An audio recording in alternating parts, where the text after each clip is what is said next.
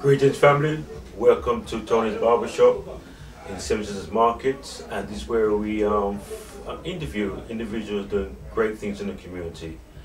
In the hot seat we have the great man Ken Hines, who was a community activist, also involved in the Stop and Search campaign.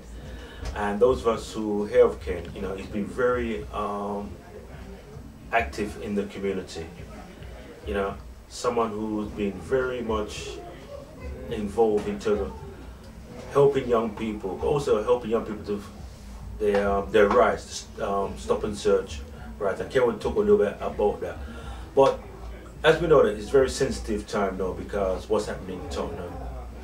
And you know, this is where we have people like Ken and other individuals coming in now and see where we can move forward. But first Ken, we need to welcome you, my brother.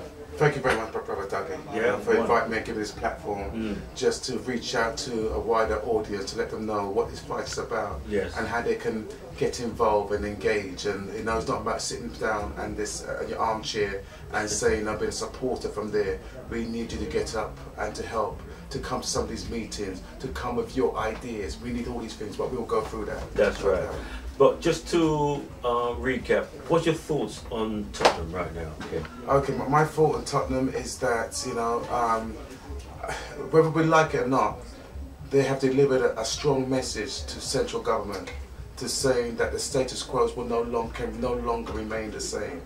As I said, I'm not condoning the looting. I'm definitely not condoning the fire burning of people's homes and people's livelihood. And I think that's disgraceful. And I said that must not be allowed to happen again. I honestly believe that that's not done by primarily our community. I believe there's activists that come in and taken advantage of the situation because we don't know fire on the scale of what we've seen up and down the place. But people have just have joined on the back, coming on the bandwagon, and they've really taken it to another level. It could even be a third hand. I'm not saying who that third hand could be, but it could be anybody because you know what it's like. You know, the police have been under pressure. They have been talking about cutbacks. They have been thinking, well, what could possibly happen? And look what's falling into their lap, partly because of their creation too. But also, Ken, that it's very important that we look at the root of what took place, because what's happening was a sidetracking and blaming A, B, C, and D. But when we look at the root of it, you know, and it's very important that, like you said, we need to look at the real root, what took place. Well, can I say this? First of all, I'm a member of the Community Reference Group. Now that was set up by the IPCC to scrutinise the IPCC investigation into Mark Duggan's death. Now, as I said, because there's been a lot of disinformation coming from the establishment primarily, because they're the one that's got their voice into the various media, and they're the one that prints what they want to print. And I think it's so important that what happens in this situation, that there's not another whitewash. That, you know, that we are like, again, respected members in the community, and if we're there to hear a close hand to see what's happening, we've got to make sure the right thing does go down. Now, can I say, Brother Dougie? Yes, my brother. I think it's important to say, let's go back to the very start, because that is the shooting of Mark. You know, is untimely death. Now, I can say this much to you, as a person who has gone on a number of police operations as a community observer, watching how the police tackle who they perceive of people travelling with guns in their vehicles. Now they call it a hard stop. Now I've never seen a police hard stop where the so-called targeted person is allowed to walk away from the police or the stop. Oh, I see your point. Okay. Now what they do is that they pull you out on your face on the ground.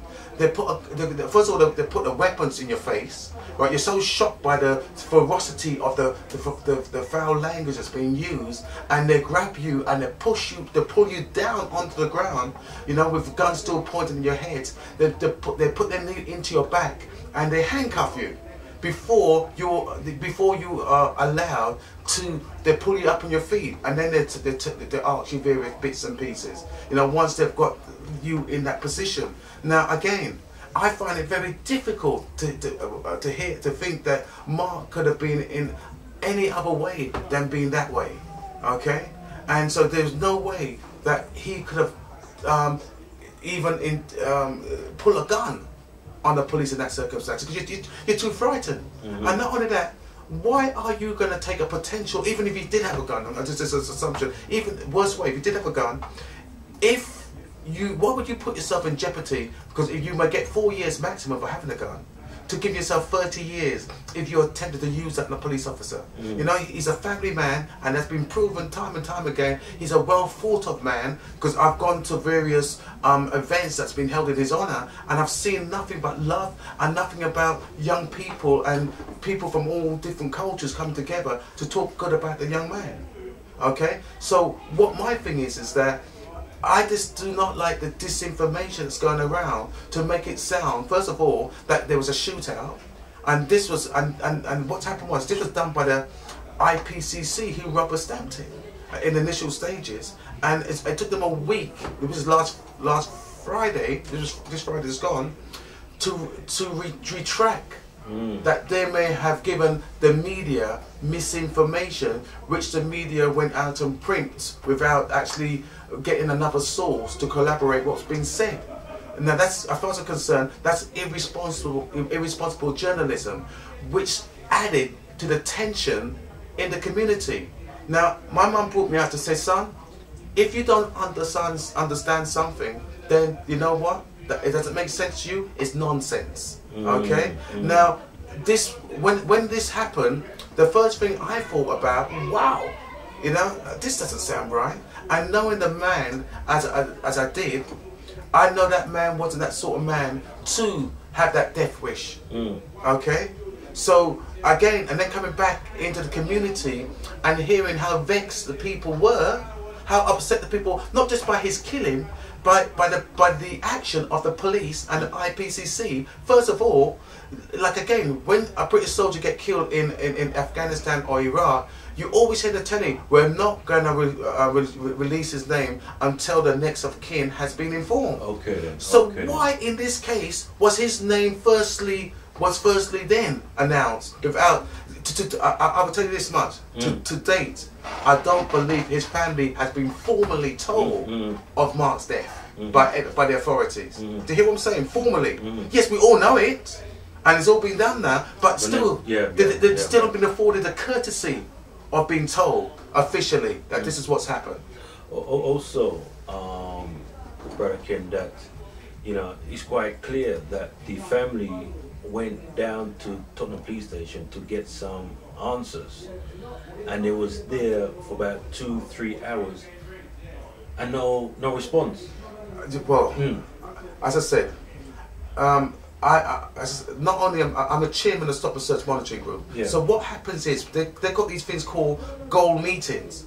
Goal meeting is when the police bring you up and say, look, you are a community activist and well respected within the community. We would like to come to one of our meetings so we can give you an update of what's happening. So you have the police, you have people from the council, you have people from other faith groups. You have a wide body of people who come together to hear what's going on. Now, that meeting took place at 1 o'clock on Saturday afternoon. Now, don't forget, I was at the gathering Friday evening at Mark's dad's house, where I had over 400 people who attended the event that was held there. Okay, and so therefore I picked up on the vibes that were going on, coming from the people that attended. I picked up how angry some people were, and they were, maybe some of them were talking madness, but other people were talking good sense. You hear what I'm saying? And unfortunately, I agreed with the people that were there at the time about the march would be the best next step to highlight our disgust with what's gone down. Okay, and it was going to be a peaceful march led by the females, okay, led by the women, okay, and so therefore not to intimidate not only the residents but the police, to not make them feel like there's going to be something going on, warfare going on. So we thought that the softer face would be mothers. Yes, yes. Okay, and they're the one that came up with all the banners. Yes. They're the one that went down and did the march. Now, with me now, I can quite clearly say this, because when I went to the meeting at 1 o'clock, I told the police, I said to the police in that meeting, you know what? I thought the family's upset for a number of reasons. First of all, no one is talking to them. No one's told them that Mark is dead. And when they did go down there after Mark's brother rang Simone and told Simone that she's got to come quick because he believes that Mark's been killed. When she got down to the place, to the Ferry Lane, she was sent to hospital. She was given the runaround. Okay, and then she still did the runaround and still come back. She was told the body had gone somewhere else. He's been moved to hospital. When it wasn't, it was under the tent. And when she did come back, she wasn't even allowed to see the body.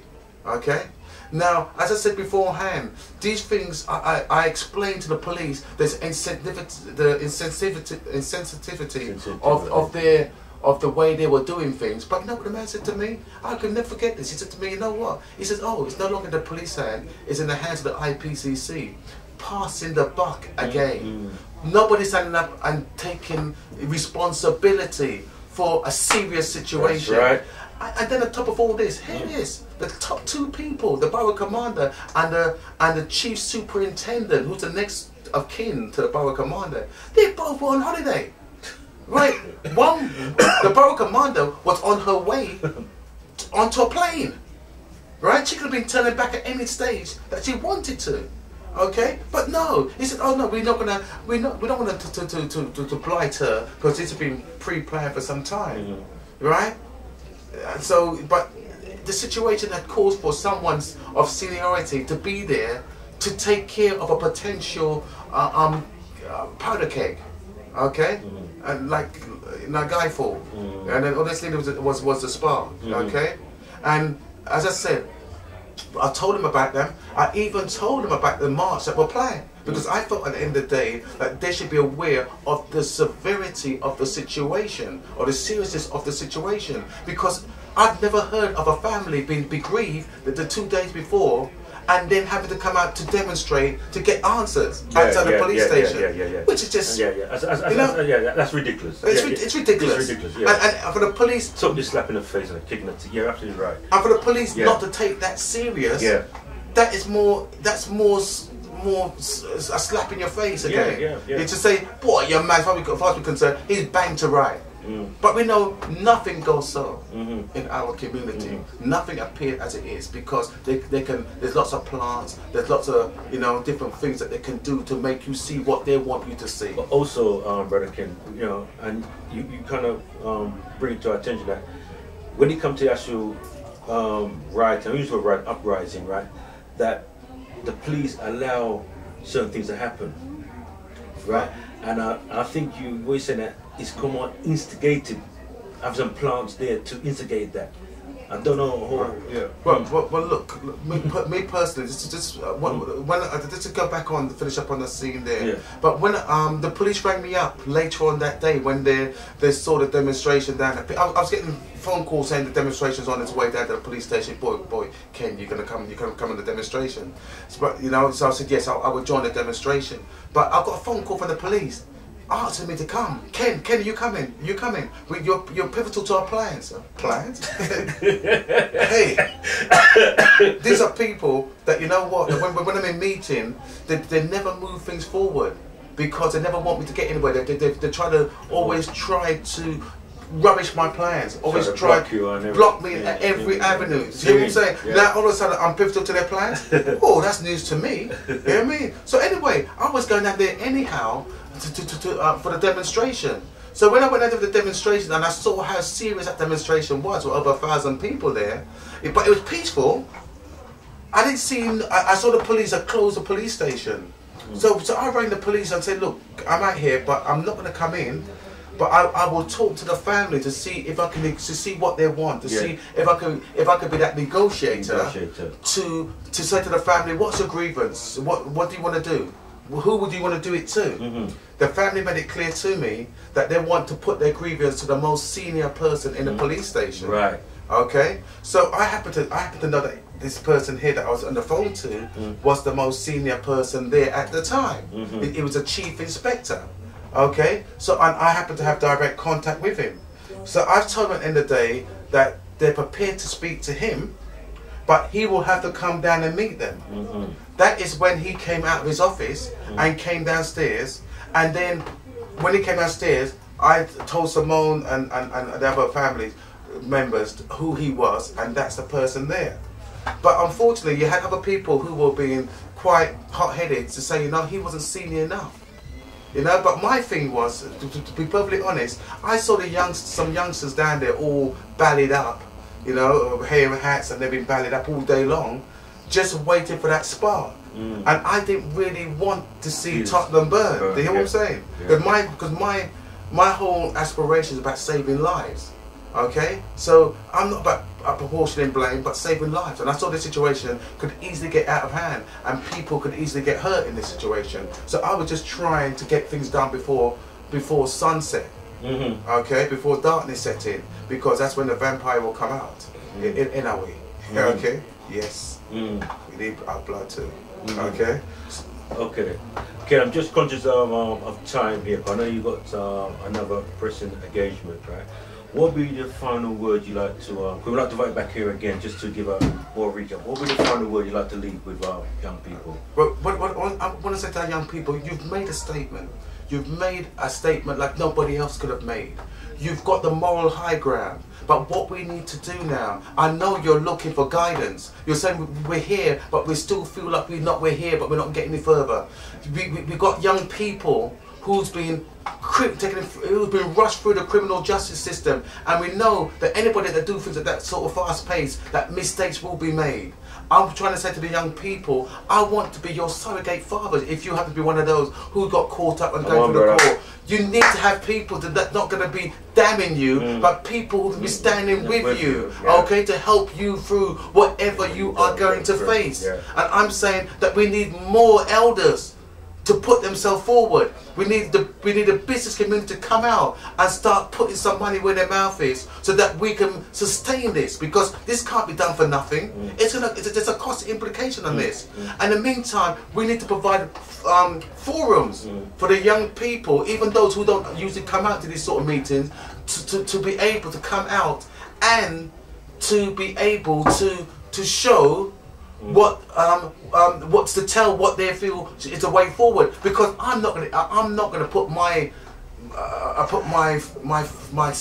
impose myself onto you and to your collective force. I want to hear what you've got to say. I've got my ideas, but my ideas will always be there. But I need to hear yours, so we can do some joined up thinking. And I'm saying to the young people, you're not alone, and we'll never damn our people. You hear what I'm saying? Regardless, because we have the same DNA. Trust me. Trust me.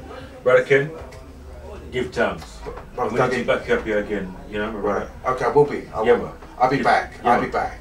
Give thanks. Okay. Greetings, family. Welcome to Tony's Barbershop, and we have Sister Althea in the hot seat. And earlier on, we heard from the great man, Brother Ken Hines, very passionate in terms of looking at what's happening in Tottenham, and as Ken getting more into it, you know, really looking at solutions, and as Ken knows, on the ground, you know, working with the community.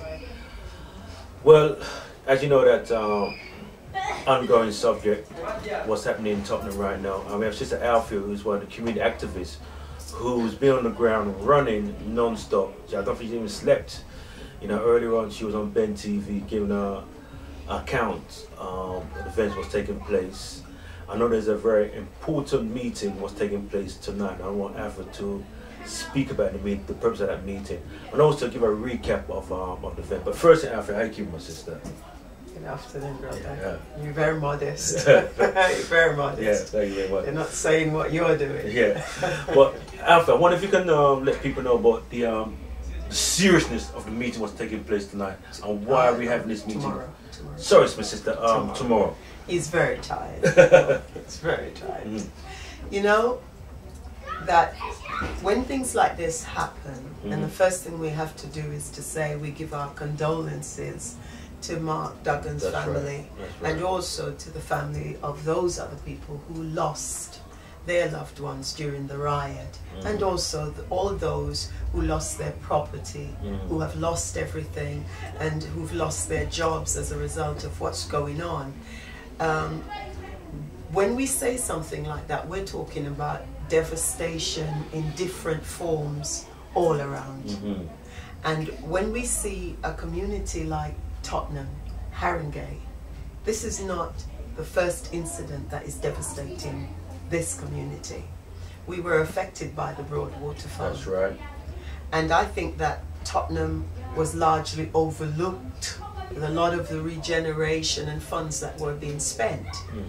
And just when maybe a little might have started trickling our way, the credit crunch came. And then they started doing all these different cuts of services, youth centers, etc., etc.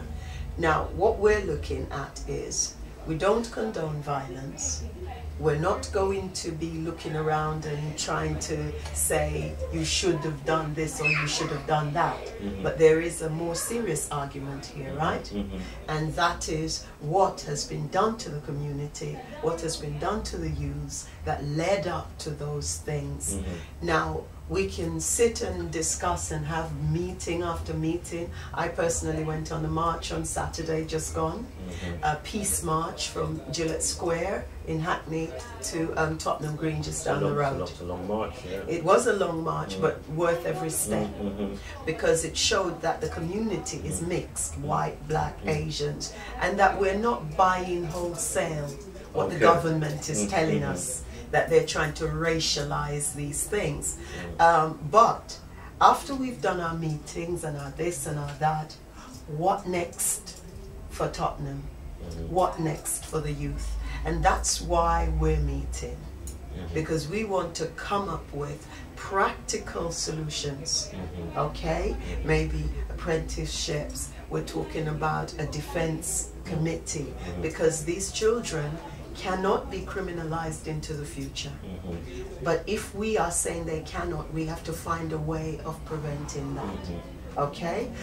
So that's what we want to meet to discuss practically what we can do, what we can set up, how we can approach the government, how we can approach the local authority, and even some of the larger businesses in the area. Right. Like maybe Spurs, you know, to say, these are the things that we're proposing to do, and so on. But our own community need to be self-sufficient, as you have said. Yeah. And we need to fund these things ourselves. I mean, as we know, we're looking solution, looking the way forward. Yes. And I think at this time now, we just have to get more focused in terms of moving forward. You know. Yes. I mean, what do you think?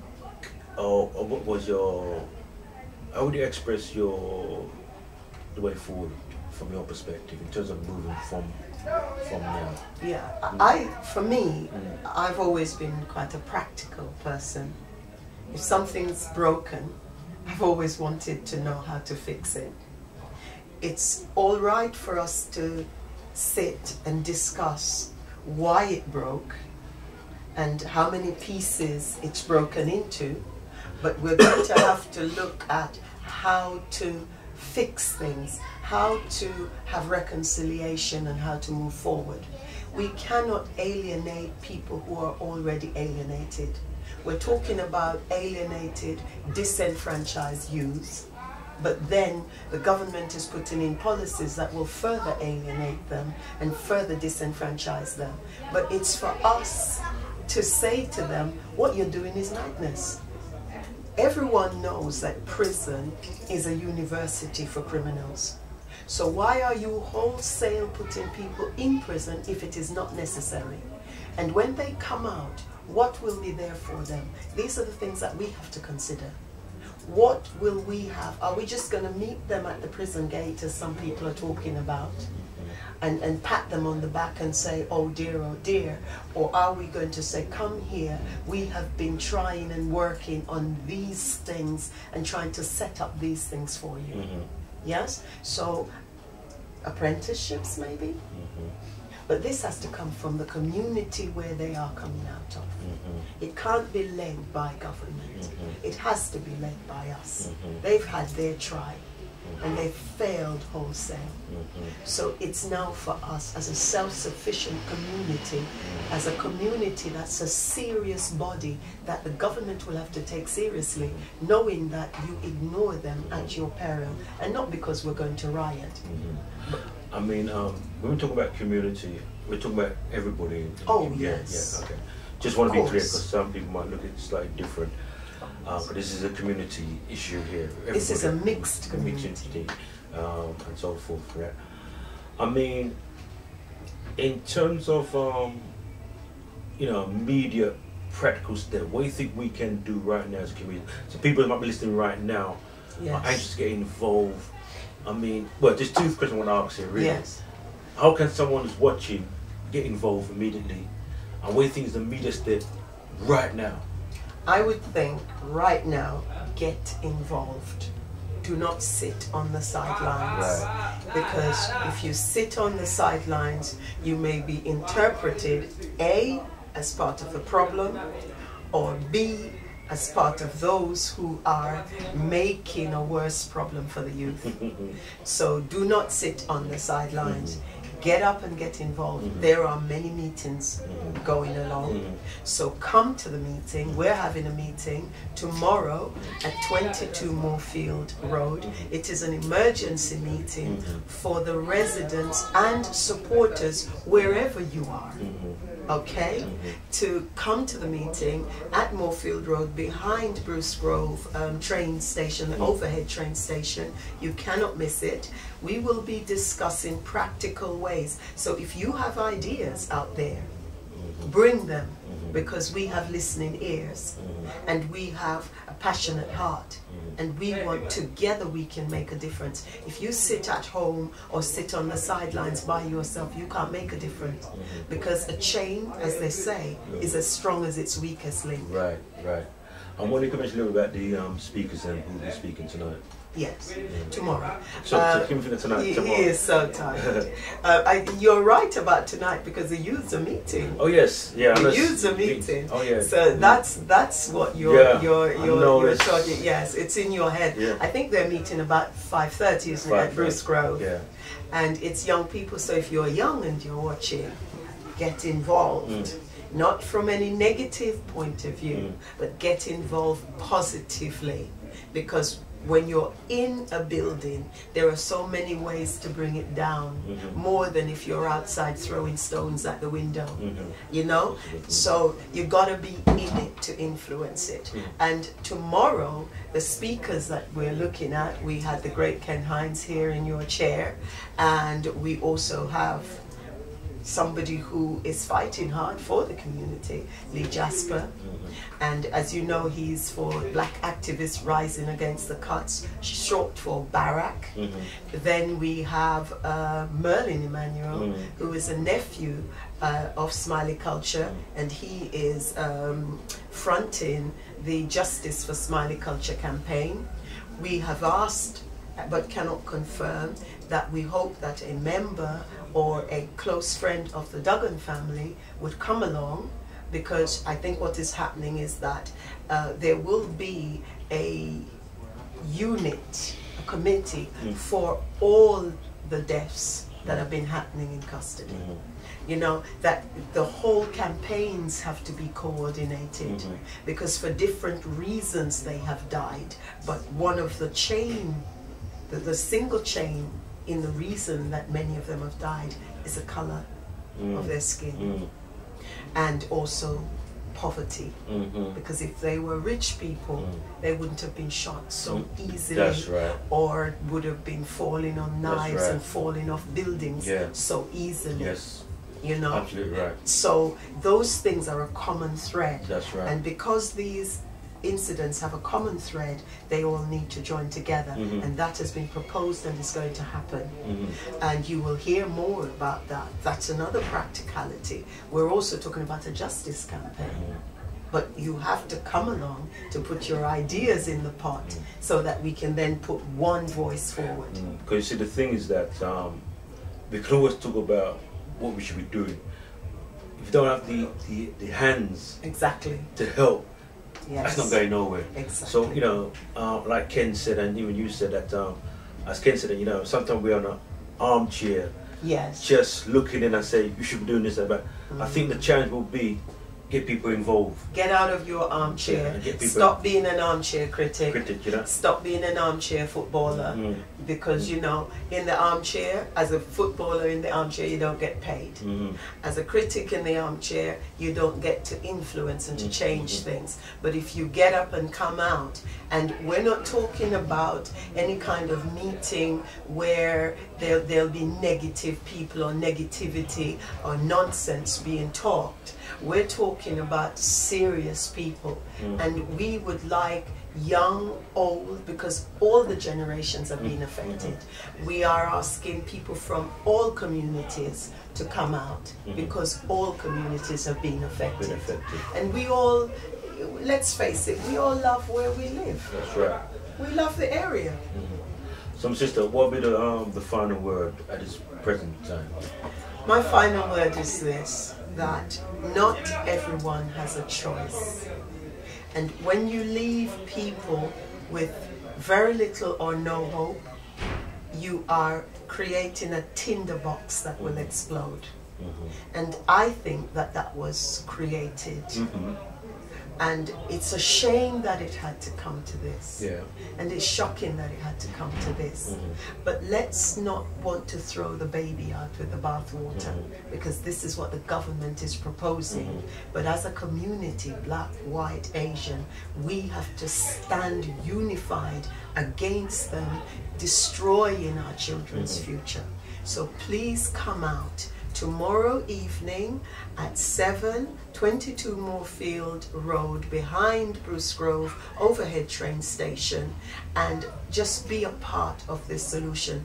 No easy answers, Dougie, because the problems aren't easy. That's right. So the answers won't be That's easy. right. What we need is the willingness and the strength to go on in the long term. Long term. So it's not a short term matter.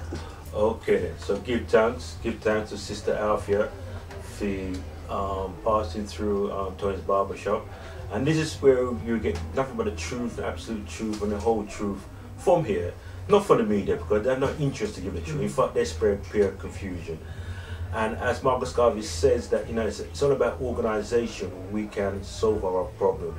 I don't know if Garvey said that, but as you know, Garvey's one of the greatest organisers in his time. You know. With not only himself but other people who committed to his vision. And it happens that tomorrow is the Honourable Marcus Garvey's birthday tomorrow, so I wanted to live to, you know, honouring that day there, and up to the great man Marcus Messiah Garvey.